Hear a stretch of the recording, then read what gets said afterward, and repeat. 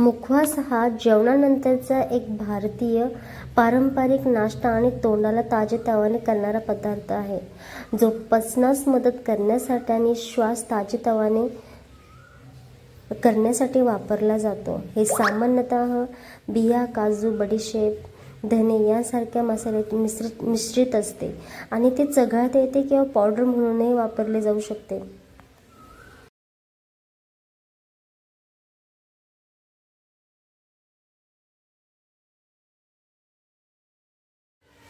नमस्कार, मी छाया, तुमचं पुन्हा एकदा स्वागत आहे माझ्या यूट्यूब चॅनलवरती।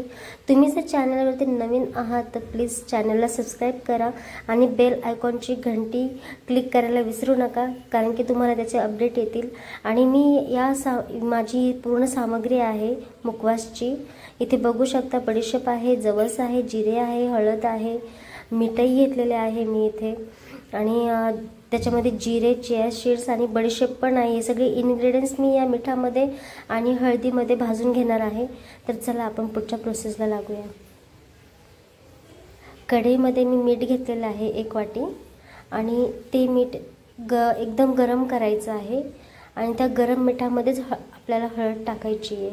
आधी मीठ गरम होतंय आणि त्याच्यामध्ये हे बघा मी जवस पहिल्यांदा घातलेले आहेत आणि हे जवस खरपूस असा वास येईपर्यंत भाजायचे आहेत। लगेचच भाजतात, फार काही वेळ लागत नाही। असेच थोडे थोडे सगळे इन्ग्रेडियंट्स मी भाजून घेतलेले आहेत। ओवा, बडीशेप, जिरी, चिया सीड्स हे सगळे मी भाजून घेतलेले आहेत। मुखवास हा ट्रेस मिनरल्स आणि निरोगी चरबीचा स्रोत आहे। विशेषतः तीळ आहे याच्यामध्ये आणि ह्या सगळ्या बिया आहेत आणि ह्या आपल्याला अँटीऑक्सिडंटचं काम करतात शरीरामध्ये। जसे बडीशेप आहे, ओवा आहे, बडीशेप ही शरीराला थंड असते। जवसमधनं आपल्याला भरपूर काय काय प्रथिने मिळतात।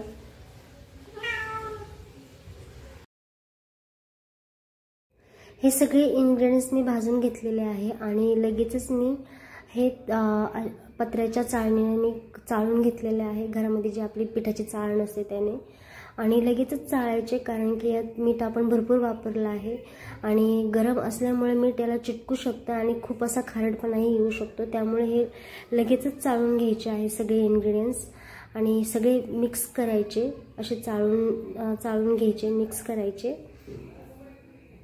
हे बघा,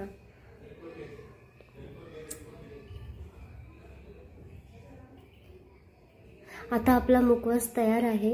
आपण हे एकत्र करून एकजीव करून एका थंड व्हायला ठेवायचे आणि थंड झाल्यानंतर स्वच्छ बरणीमध्ये भरायचे आणि रोज सकाळी आणि संध्याकाळी जेवणानंतर हे खायचे। याने पाचनक्रिया सुधारते, स्किनसाठी पण चांगलं आहे आणि तसंच हे ज्यांना वजन कमी करायचं आहे शक्यतो त्या लोकांसाठीही खूप चांगलं आहे। याने पोटाचा घेर कमी होतो आणि वजनही आटोक्यात येतं। नक्कीच तुम्ही ही ट्राय करून पहा। तुम्हाला ही रेसिपी कशी आवडली हे कमेंटमध्ये सांगा आणि असेच नवनवीन व्हिडिओ मी तुमच्यासाठी पुन्हा घेऊन येईल। आणि तोपर्यंत tata, bye bye, thank you so much watching to video.